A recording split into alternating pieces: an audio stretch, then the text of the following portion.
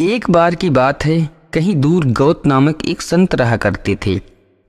इनका एक ही बेटा था। वह बेटे को बहुत प्यार किया करते थे। जितना वह अपने बेटे से प्यार करते थे उतना ही उनका बेटा उनसे प्यार करता था। उस संत के बेटे का नाम अर्जुन था।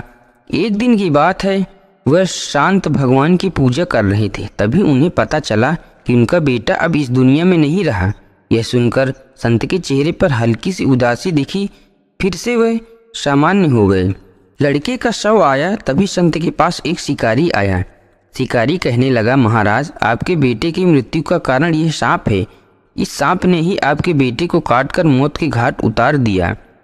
अब आप ही बताएं कि मैं इस सांप के साथ क्या करूं?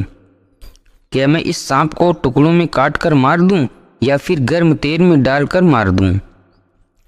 संत महाराज ने कहा, आप इसके साथ कुछ भी ना करें। हमारा धर्म ये नहीं कहता है कि किसी को मारा जाए। अब इसको मार देने के बाद भी मेरा बेटा जीवित नहीं हो सकता, तो फिर इसे क्यों मारा जाए? इसको जो अच्छा लगा उसने वह किया। संत और शिकारी की बात को सुनकर सांप भी इंसान की भाषा में बोल उठा। सांप ने कहा, महाराज, आपके बेटे की मौत का कारण मैं नहीं हूँ, बल्कि मृत्यु के देवता ने मुझे बढ़ावा दिया कि मैं आपके बेटे को डस लूँ, और मैंने आपके बेटे को डस लिया। अभी इसकी बात हो रही थी तभी मृत्यु देवता भी वहाँ आ गया। मृत्यु देवता ने कहा, किसी के मौत का कारण मैं नहीं होता हूँ, आपके बेटे के मौत का कारण भी मैं नहीं हूँ। मुझे तो काल ने आदेश दिया था कि आपके बेटे की जान लिया जाए, इसलिए ही मैं सांप को डसने के लिए बढ़ावा दिया। इसमें ना तो सांप दोषी है और ना ही मैं। काल के अनुसार ही ये धरती चलती है। काल जो चाहता है वही होता है। हम सब काल के अनुसार काम करते हैं।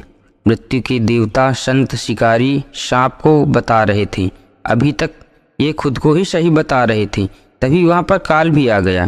काल ने कहा, मैं भी किसी काम के लिए जिम्मेदार नहीं हूँ। जो कुछ भी किसी के साथ होता है इसके लिए उसका कर्म ही जिम्मेदार होता है। इस लड़के के मौत का कारण इसका पिछले जन्म के कर्म जिम्मेदार हैं। जो भी जैसा कर्म करता है उसका वैसा ही जन्म और मृत्यु मिलता है। इस कहानी से हमें ज्ञान मिलता है कि हमें हमेशा अच्छे कर्म करना चाहिए। कर्म ही हमारे सामने फल के रूप में मिलता है। अगर किसी काम को करके हम किसी को दुख देते हैं तो कोई ऐसा भी होगा जो कुछ ऐसा करेगा जिसमें हमें दुख होगा। वही अगर हम कोई काम करके किसी को खुश करते हैं तो कोई ऐसा भी होगा जो कुछ ऐसा करेगा कि हमें खुशी मिलेगी। दोस्तों, कहानी पसंद आए तो लाइक एंड सब्सक्राइब ज़रूर करिएगा।